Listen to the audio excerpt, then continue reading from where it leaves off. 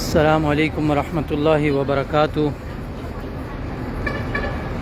لا تقم فيه ابدا لمسجد اسس على التقوى من اول يوم احق ان تقوم فيه رجال يحبون ان يتطهروا واللہ يحب المطہرین۔ یہ اسلام کی پہلی مسجد قباء ہے، جس کے حوالے سے اللہ رب العزت نے قرآن مجید میں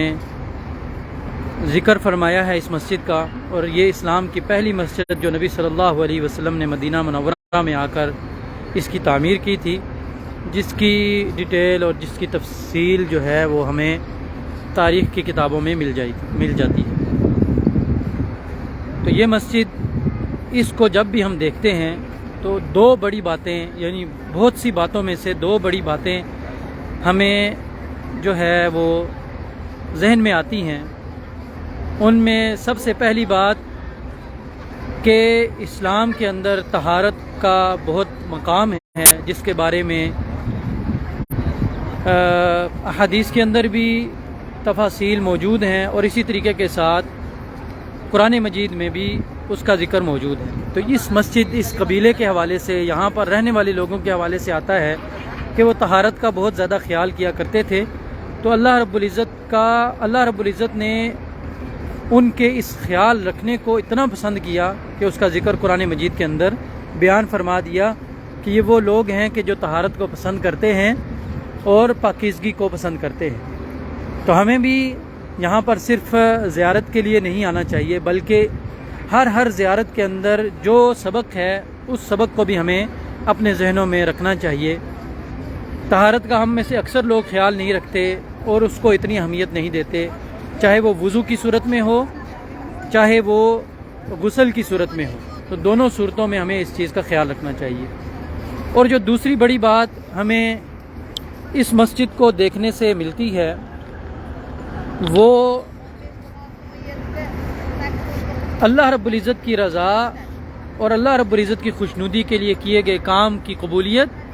اور اللہ رب العزت کو ناراض کر کے چاہے آپ جتنا بڑا کام کر لیں، لیکن اس میں اللہ رب العزت کی رضا شامل حال نہیں ہے، اللہ رب العزت کو آپ نے راضی نہیں کرنا، بلکہ آپ کو کوئی اور چیز مقصود ہے، دنیا مقصود ہے، تو اس مسجد کو دیکھنے سے، اس مسجد کی ہسٹری پڑھنے سے ہمیں وہ چیز بھی سمجھ آنی چاہیے کہ ایک طرف مسجد زرار تھی جو منافقین نے تعمیر کی تھی، وہ بڑا اچھا کام تھا، مسجد تھی، اس میں انہوں نے نماز پڑھنی تھی یا جو بھی کرنا تھا، جس طرح بھی تھا، لیکن اس کا نام انہوں نے مسجد رکھا۔ تو صرف نام رکھنا، اچھا نام، پیارا نام، اسلامی نام رکھ لینے سے وہ چیز جو ہے اسلامی نہیں بن جاتی، بلکہ اس کے ساتھ ساتھ اس کے جو مقاصد ہیں وہ بھی اسلامی ہونے چاہیے۔ تو ایک طرف وہ مسجد زرار تھی، اور دوسری طرف یہ وہ مسجد تھی جس کی بنیاد تقوی پر، جیسا کہ اللہ رب العزت نے قرآن مجید کے اندر ارشاد فرمایا کہ اس مسجد کی بنیاد تقوی کے اوپر ہے۔ تو اللہ رب العزت نے اس کا ذکر قرآن مجید کے اندر ارشاد فرمایا کہ دونوں چیزیں اکٹھی نہیں ہو سکتی، دونوں چیزیں برابر نہیں ہو سکتی۔ تو اس لیے اگر میں اور آپ کوئی بھی کام کرتے ہیں، چاہے دنیا والوں کی آنکھ میں وہ کام کتنا ہی بڑا کیوں نہ ہو، لیکن اللہ رب العزت کی رضا اس میں شامل حال نہیں ہے، تو وہ کام کسی